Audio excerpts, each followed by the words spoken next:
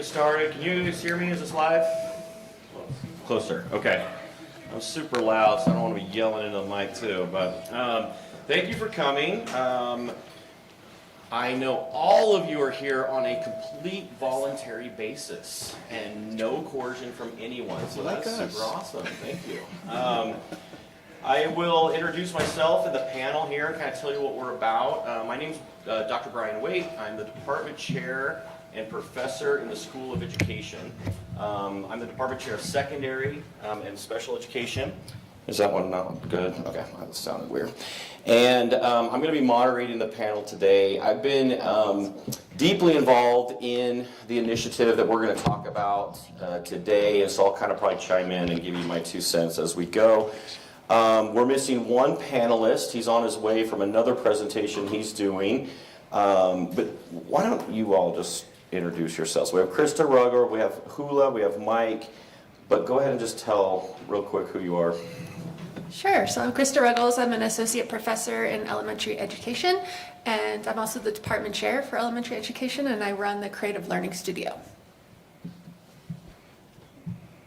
Aloha mai kako, o wau o hulalani Kalua Santiago, no Molokai Hawaii mai au, he haumānau no Keia Kulanei o Utah Valley University. Aloha everyone, my name is Hula Kalua Santiago. My nameplate says Royal, but I go by Hula. I am a student in the School of Education in the elementary education program, and it's my senior year, ready to graduate. I also work in the multicultural student services department, specifically with the Pacific Islander Initiative, and I do student programming and student coordinating there as well.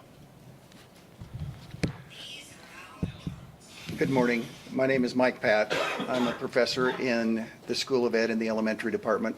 I do teach the multicultural diversity and some ESL. Also have led several of these educational excursions and student teaching situations.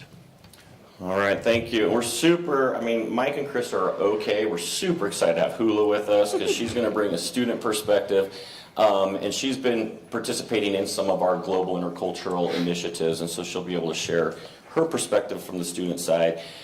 We are missing one panelist. He's coming. His name is Trevor Warburton. He's a professor of multicultural education and curriculum and instruction in the School of Education, and he's also led some of these excursions, so he's on his way. Just real quick, I wanted to tell you, I don't know, is anyone here from the School of Education?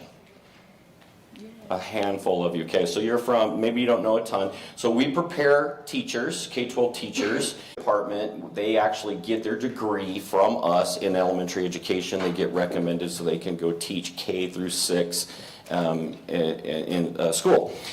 And about 10 years ago, we got a new dean, and he has since moved on, but that dean came in with a kind of a vision of how we could expand what we do in the School of Education more globally and more interculturally. And so he convened a few of us, and we kind of started brainstorming of what that would look like in the School of Education. We know that there are traditional study abroads, and that was one route that we thought about taking. We kind of decided to do it a little bit different in the School of Education and kind of have more ownership of these experiences and kind of make them more top-down and controlled with how we were giving these experiences to our students. We started off in 2 countries, Peru and Tonga. I can't even remember why. I'm the one that started Peru, and I can't remember why we did Peru. But for a number of years, I was going to Peru every year, taking students down there. We would work in schools, in local schools, in Lima for a week, and then we'd go to Cusco and have just an amazing 2-week experience down there. And then Tonga was another one that we chose to start with, and Mike had connections there, and so he started that program, and we would do something similar. That has grown since that initial kind of brainstorming and those outreach. We've since been into China, Spain, Switzerland, Finland, Southeast Asia, and then we also have expanded what we do with domestically but interculturally. So we have a fantastic initiative that we have been doing for a few years now on Navajo Nation, where we'll take students down to Arizona first. We started, and now we're going into southern Utah and working in some of those rural schools down there with the district and with their teachers and with those students, and giving our students just an amazing intercultural experience. The goal of this whole thing has always been to kind of a so what. Okay? That's how I approach all my teaching in the classes I teach. Everything I talk to my students about, I'm like, okay, there's this thing going on, but so what? How does it apply to us? Why do we want to care? And so that's kind of how we approach this global and intercultural initiative. What would be the purpose of taking our students to different countries or into different cultures? And a lot of it, we kind of honed in on this word of glocal, which is the global to local connection, right? So why would going to Tonga help a future teacher be more productive here in Utah? And part of the way we started this is we targeted cultures and countries and things like that had a high population in Utah or had a high connection in Utah. So for example, the highest second language spoken in the state of Utah happens to be Spanish. So that was one of the reasons why we went to Peru. We wanted to take our students into an environment where they experienced what it was like to be a second language learner. And one of the main takeaways that we got always when our students would come back, you're going to teach in Utah to be more interculturally aware, to be more globally aware. And so that's kind of how I wanted just to frame that for you and give you some context so that you can understand what our thinking was when we started this. What we'll do today is I've got a set of questions. I'm just going to moderate this panel, ask the panel some of these questions, and let them kind of talk from their perspective of why they feel we've been doing this in the School of Education. I will say we also, we actually know from research that having a single global or intercultural experience can actually move students in a negative direction in their cultural awareness and openness. All right, so this kind of sounds weird to people when I share this statistic. So for example, going on a study abroad can sometimes increase stereotypes and biases and move students in a negative direction in their cultural awareness. That sounds counterintuitive, right? But we come back less culturally aware or open. And so that's one of the things that we really wanted to focus on in the School of Education. We created an immersion class. To our knowledge, we're the only ones on campus that have that. Where all of our students that participate in a global study abroad or intercultural experience have to take this 6-week cultural awareness course. And we have found a lot of good benefits from that and just kind of helping students unpack how they see the world and being willing to be open to people seeing it differently. So I wanted to throw that piece in there. So let's start. I don't care how y'all do it. We could start with Krista, because she's closest to me. But just briefly tell how you have been involved in the School of Education Global and Intercultural Initiative, and where have you gone? Sure. So I've been working with the San Juan School District in southern Utah for about 5 years now. I've taken 3 groups of students down to San Juan School District, which includes, it's from Monticello, Blanding, Bluff, Montezuma Creek, Monument Valley, and LaSalle, which is one of the smallest schools in the state. Every year, our participant numbers have increased. We started with 6 students. Last spring, we took 16. And this November, we're planning on 26, with 8 students returning who went last spring too. So that's what I've been doing. For me, I was a part of one of those trips down to the Navajo Nation, and I will also be returning again this fall for the next trip again in Navajo Nation. So working in the schools and being in the classrooms with students and taking what we learned in our classes here at UVU down to San Juan School District and implementing there in their classrooms. Is this one on? Okay.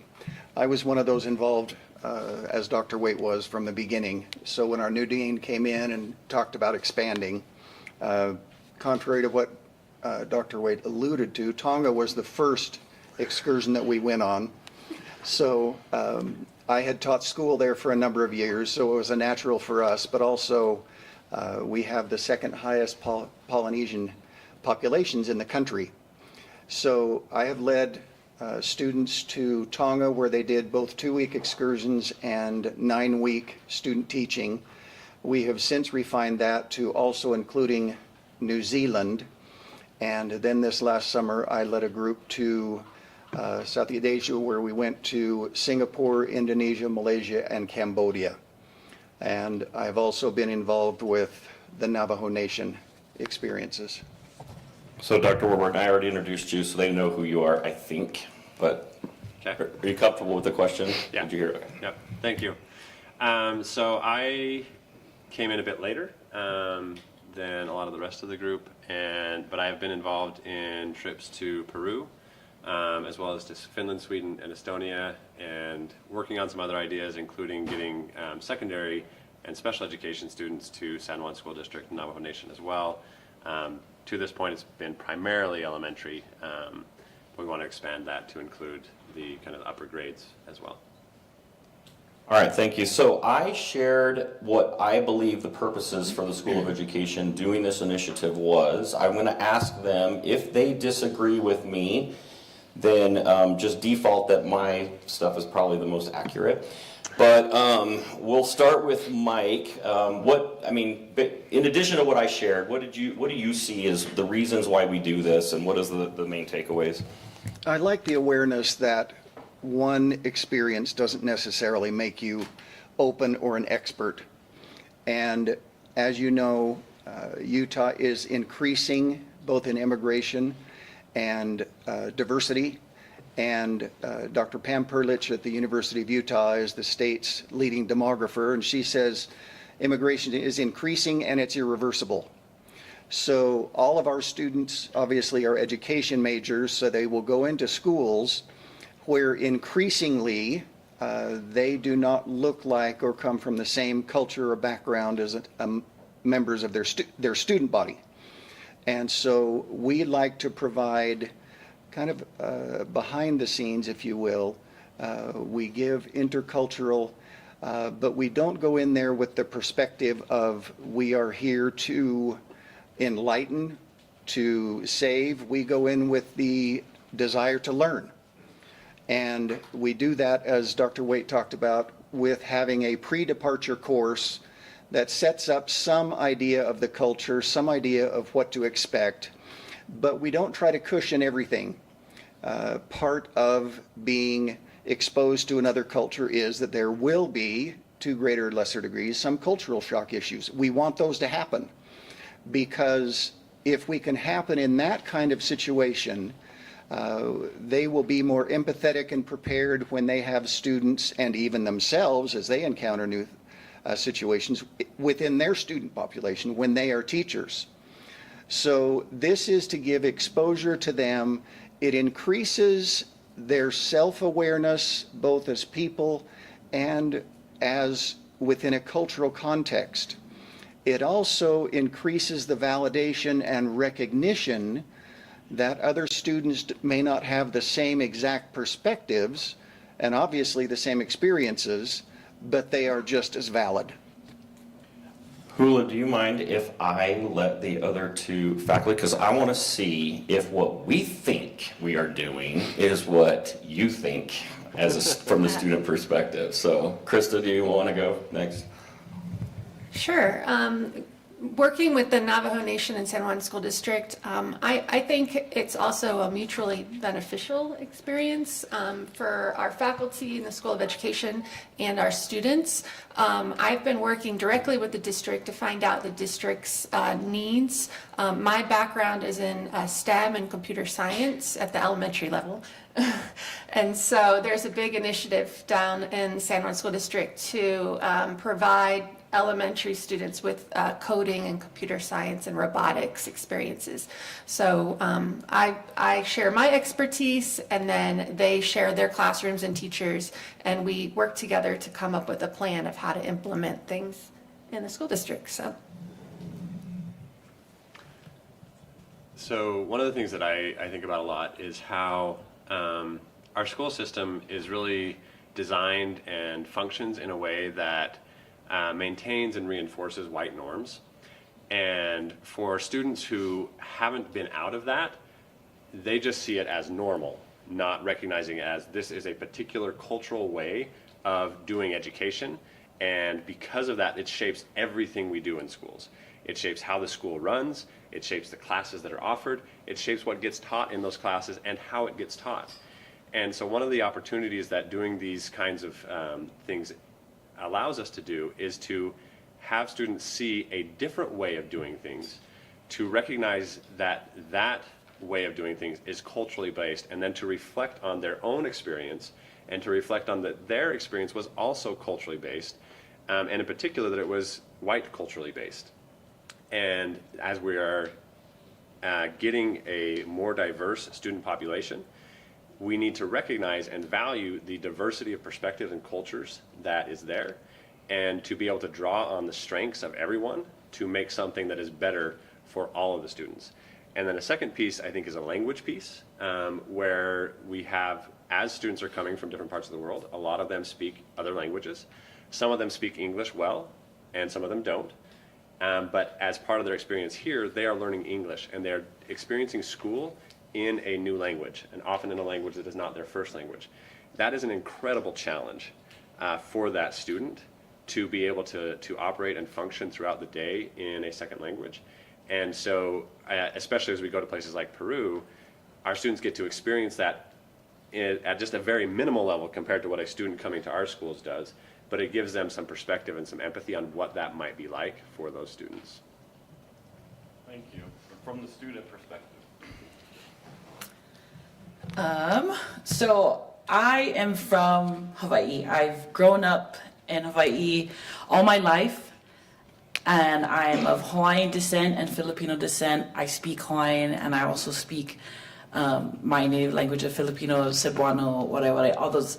So I have always been the majority from my background, and coming here to Utah, now I'm the minority. And what I really enjoyed about my trip down to Navajo Nation is that I saw similarities with my own culture and their culture. And I also got to witness my fellow colleagues, my cohort, be so out of place. It was like a week of them now being the minority. And so all the things that they were talking about and wanting to have my colleagues be uncomfortable and have them, experience being learning and speaking a different language where you can't communicate with the student or you can't communicate with the teacher well. I got to see that uncomfortability, that awkwardness, and I enjoyed it. Because now I wasn't the one, because I'm brown, so the brown kids responded well to me. And I could relate to them, but I enjoyed seeing the change of my cohort from when I've been with them all year in school to doing this, this week-long thing in Navajo Nation. And I saw them become more aware, more self-aware of white norms, or self-aware of things that they only learned in their bubble in Utah County. We know that bubble very well. And noticing all the Utah things that they do. And even though we were in San Juan District, it's a whole different ballgame from Orem, Provo, Utah to Navajo Nation. And I think that this program and being able to go into Navajo Nation and fully be immersed was a great experience. Because even still to today, my colleagues and I, we talk about our experience, and I could see the frustration, of stepping into somebody's house and not knowing anything that's going on and almost being ignored. But what I also saw was the value in the cultural exchange between the Navajo people and us as outsiders, that they took us in. And so even though we were uncomfortable, we could still feel important. We could still feel that openness. And I think that's what we're trying to do in these programs, while still becoming more aware. Because as teachers, like we were talking about, we have students that, either don't speak the same language as us or, come from various different backgrounds. And I think that's important to learn in general, even if you're not going to become a teacher, right? You're going to meet people and work with people that know nothing about what you're talking about, and you're going to have to find a way to work. And so I enjoyed the experience because my colleagues and my cohort, it opened their minds. They became gentler and more kind and more patient with themselves and even with their students. And so I really liked, and the Navajo Nation, these people are indigenous to this land. It is their land that they know and that they grew up with for years and years and years. And we really are the visitors. And so for me as an indigenous person to Hawaii, I appreciate when we come into these spaces and we're taught to be open-minded. We're taught that, okay, you're going to experience something uncomfortable and we'll work it out, we'll figure it out. And so these kinds of initiatives are so, so important for even for myself. Even though I'm a brown person and like other brown people, we connected well, there's still cultural differences that I learned and that I can implement because I'll be the different one to a class here in Utah, right? And it'll help me understand my colleagues here at Utah Valley University because I service students as well. And so it was also a learning experience for me too, even though I'm already brown and whatnot. And so, yeah. Awesome. Well, thank you so much for that insight. So a couple of you already touched on this next one. Before we move into the kind of the ethics side of things and focus there, I did want to just pose, I know Trevor talked a little bit about this specifically, but again, we are preparing students to enter into K-12 classrooms, right? Again, primarily in the state of Utah. Not all of our students stay, but most of our students do stay in Utah. So anything else you wanted to share on how you view these experiences, kind of the so what, preparing tomorrow's teachers here in Utah?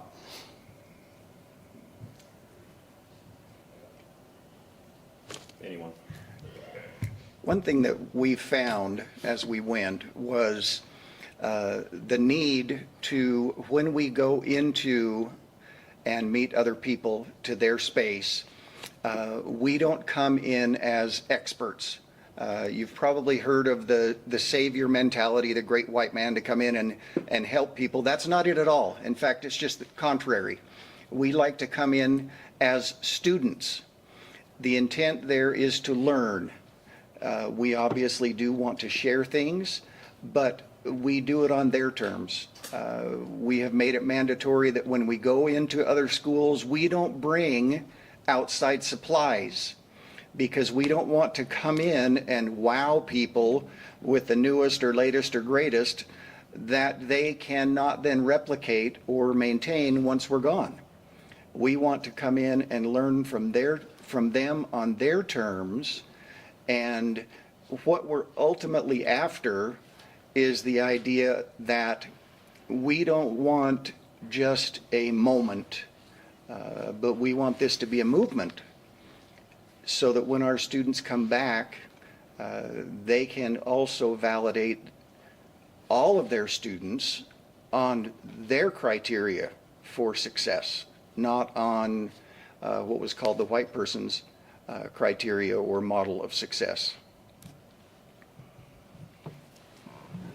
I also want to say in Navajo Nation, it's important for our students to see that the students there are taking Dene studies in elementary school, so they're learning the language of their ancestors, the art, the games, and I think it's important for our students to understand that that is part of their culture and their education system. Anything else? You were good? Cool. Anything else? Okay. I'll just share too and I shared this kind of in my opening. Of all the trips that I took to Peru, I took students to a number of different countries. Peru was kind of my main one, though. I went many, many times. And I would probably venture to say every single time I went to Peru, the group came to a decision that one of the main takeaways was that appreciation of being a language learner and how that was going to change the way they teach when they get their job later. And it was something that they hadn't, maybe they had kind of thought about, because they would say, well, I knew that was a thing, but I didn't really think about it, or didn't really understand what the impact it would have. And then to live it, to be in a classroom where they didn't understand what was happening, what was going on linguistically, but then still have to figure out, okay, how can I participate and how can I learn in this environment? Every single group made a comment on that is going to make me a better teacher here in Utah or wherever I end up. And that to me was the one of like, it gave me the tinglies, right? Like I was like, yes, that's what we want. That's the takeaway I want, is that global to local and the so what impact on what it would be for them to enter into the classroom. All right, so let's switch to ethical issues. Specifically, and we can start with Trevor and work our way down if that's okay. What ethical issues do you see that we need to consider when taking students either from the U.S. into another culture? And Mike, I know you touched on this a little bit, but if you want to expand, or just either from here, Utah Valley, into Navajo Nation, what are the ethical issues that you've come across and we need to think about? So I kind of think of three. I guess the first one Mike already mentioned, not going in with the attitude that we know the best way and we're going to fix whatever you're doing where you're at. Going in with an attitude of learning and balancing that at the same time that we're not just there to take. Like we're not just there and we're going to take these experiences, but also giving back. And it's a balance between that and going in with the idea of we're going to fix things, because we do have different perspectives. We have resources and training and things that can be a benefit, but doing it, and Mike alluded to this, on their terms. What do they want? What would be beneficial to them? And how would they like our support, involvement, et cetera? What kind of support would they like? And so approaching it from that way. And I think the third one is approaching it in a way where we don't feel like, okay, yeah, I have been a minority for this short time, so now I know what it's like to be oppressed in the United States. Or worse, that wasn't so bad, I don't understand why people are complaining about racism so much. Understanding that is such a superficial level of experiencing being a minority compared to what someone who lives with that every day of their life and in multiple facets of their life, it can hopefully be a window to create some empathy, but helping our students recognize that this is just the start of gaining that understanding and empathy. Committee. I think there are some huge ethical implications with this, including, as what Bryan talked about, the idea of coming in and reinforcing stereotypes. Because when we get a superficial exposure, we can see the things that are different, and we like those often. But that also happens to the people that we go and meet with, including other students and other classes. So if we come in and do nothing more than reach a superficial level and come home reinforced with those stereotypes, we have done ethical disservice to our students. So we need to be aware to get past that and to get a deeper understanding. But additionally, if we go in and present highlights and show great things and leave the students in those settings wishing that they could come here or that they had teachers like us, we're also doing an ethical disservice to them. What we need to do is, and we deliberately do reinforce this, is the idea that there is good, there are capabilities wherever, and wherever we come from and with whatever trajectory we have, do the best with that. So we need to treat them and our students with that responsibility.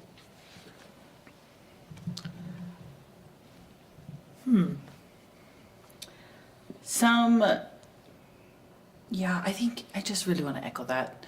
A lot of the thoughts that have already been shared, I've actually talked with some of these questions and these thoughts with some of my colleagues in the multicultural department as well. And one thing that kept coming up is not wanting students, right, for this forum, or even just people to come back after a short amount of time and think they're the expert, like how they were mentioning before. I've worked at the Polynesian Cultural Center, and so I've seen thousands of tourists come to Hawaii, specifically in the Hawaiian Village, and try our foods and say stuff like, ew, why would you eat that? Or oh, that's like Lilo and Stitch, those kinds of things.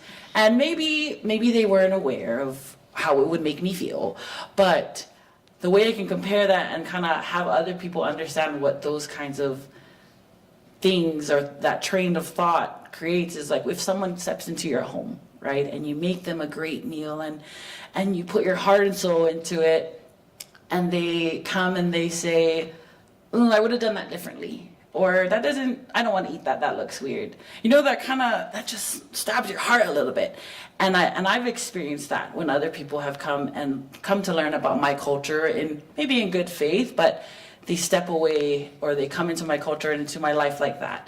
And that's the big issue that sometimes people don't understand is an issue, right? And so, so just wanted to echo that, coming in for a little short of time, taking a snapshot of our life. And for teachers, when you have someone coming and people are coming, you put on the best show you're ever gonna do, right? And so maybe you bribe your kids to be the best they are because these UVU students are coming, and so you don't really see too much of what someone goes through from a different culture, but you can learn and you can come with an open-mindedness. And I think that's an awesome thing that we do in this program, kind of before, not too much before, so that we can experience the awkwardness.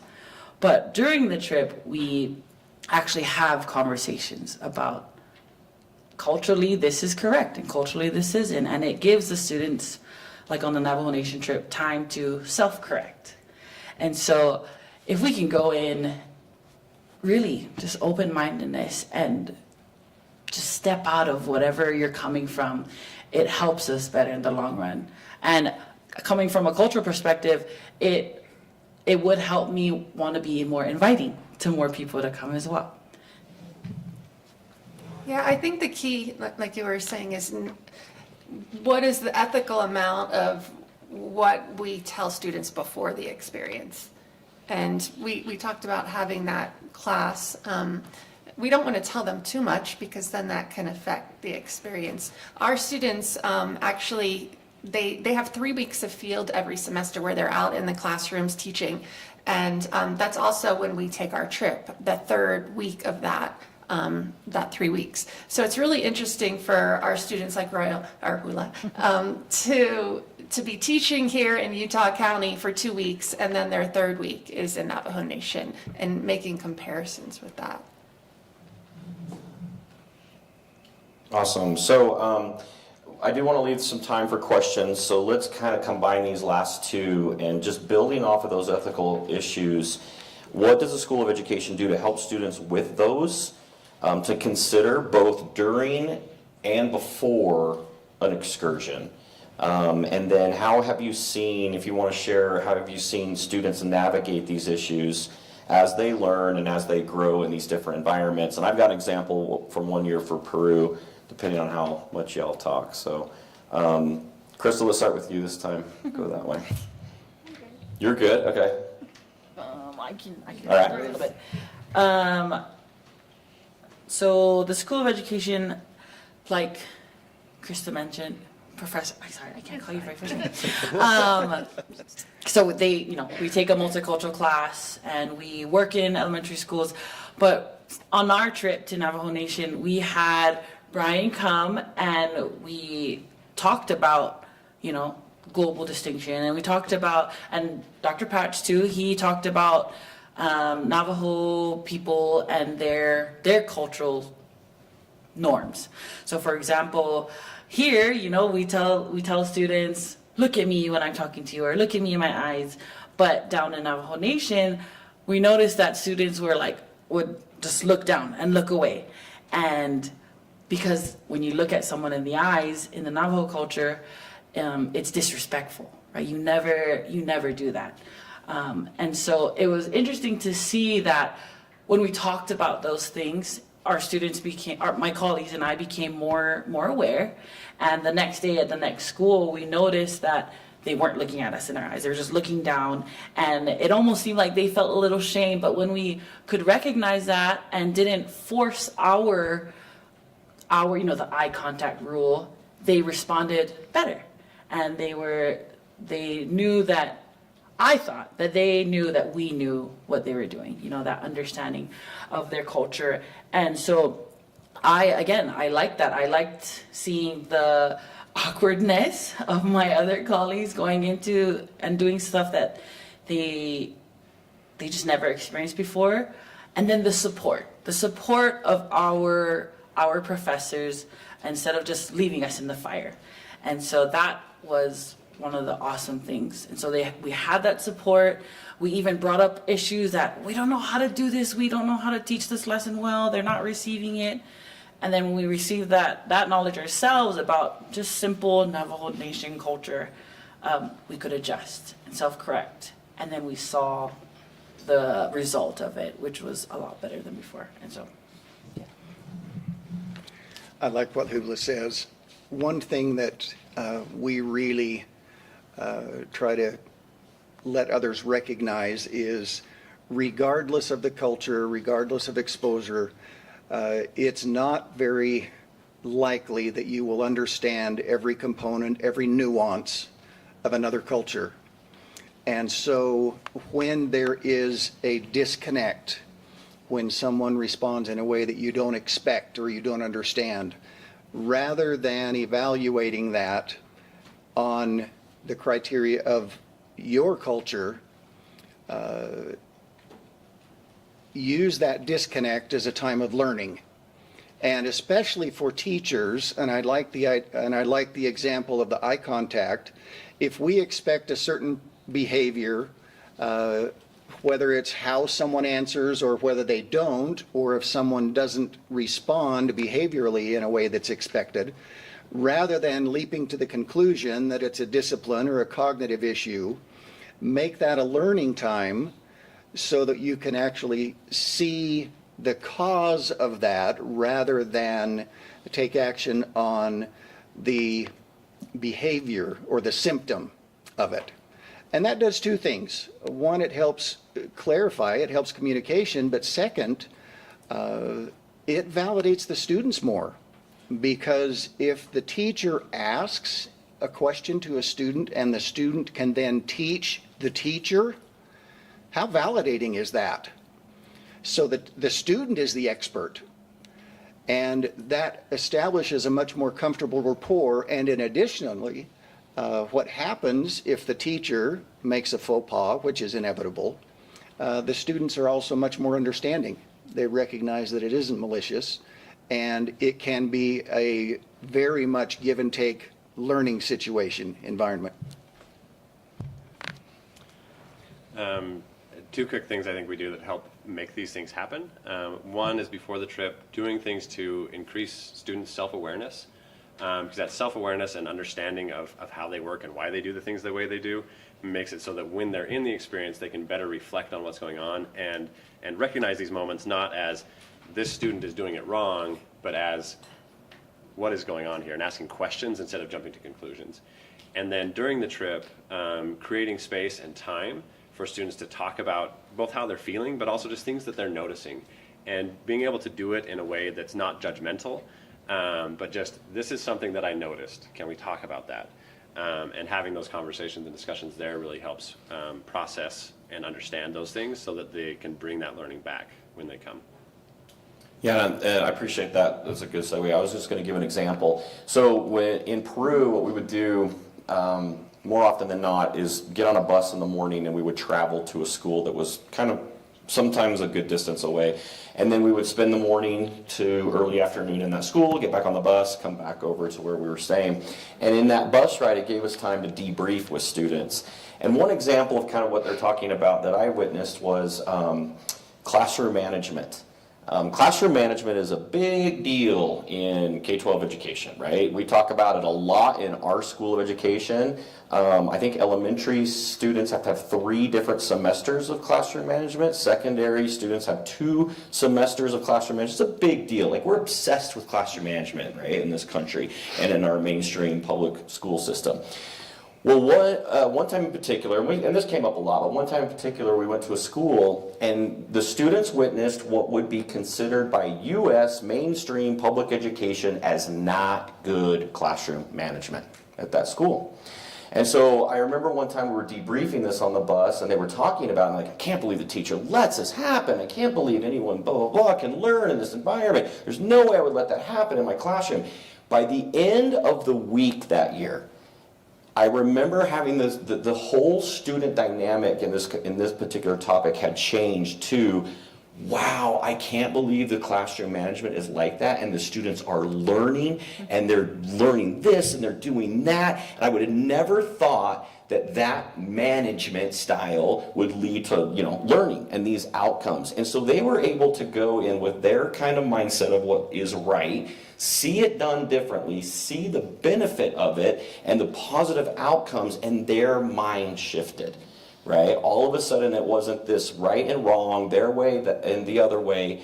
It was, man, I just learned something from seeing it done differently that I didn't know was possible. And so I think I always hold on to that example because it's just a good way of showing the way that these experiences can transform our students' thinking of how things should, quote unquote, be done.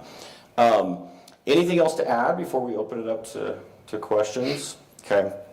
Do we need to stop talking at 10 till or at the top of the hour? 10 till? Okay, so sorry about that. Are there any questions for the panelists?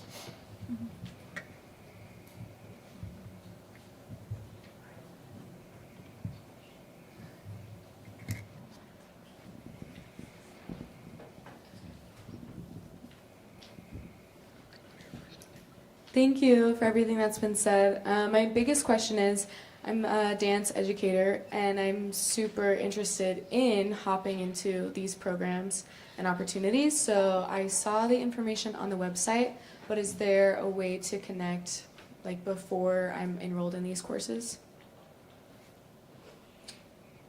Yeah. As I said, it's probably a you question. Yeah, your dance education. Yeah, I'd be happy to meet with you and let you know kind of which ones are coming up.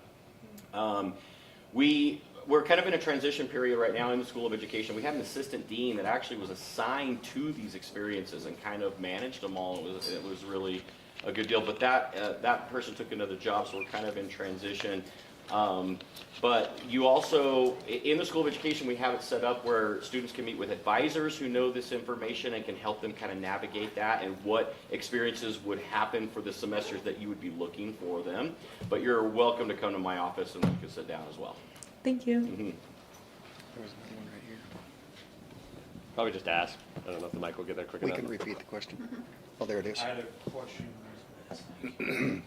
I had a question for you, Dr. Patch. I wrote some notes down you referring to culture shock and how it's encouraged to increase self-awareness. Could you go more into that and sort of describe more into culture shock and what it's about? We tend to think of culture shock as a negative thing. Disequilibrium, if we allow it, can be a very strong learning environment. If we encounter something we don't like or that is new or something that disputes our comfort zone, our first tendency is to resist or to minimize or dismiss. Look at the political arena, okay? If you're of one party, we don't give much credibility to the other. We don't even need to know what they have to say. On the other hand, if we encounter something new, we allow that disequilibrium, call it culture shock if you'd like, and rather than dismiss, do what has been talked about, and that is start to explore and look at it and see where it's coming from, see what it means, see what the intent is, it can be a great learning environment. It doesn't mean to threaten your values, but it can expand, in essence, your comfort zone. You can actually have a learning situation, kind of an epiphany, if you will, and a little bit of a paradigm shift, and then back into a new and enhanced comfort zone that would now factor in and include components that you hadn't considered before. So it can be negative if we just hate the discomfort and dismiss it and we refuse to learn. It can be very good if we allow it to be. Thanks. you. Are we time? Okay. Thank you all for coming. Appreciate it. Thank you.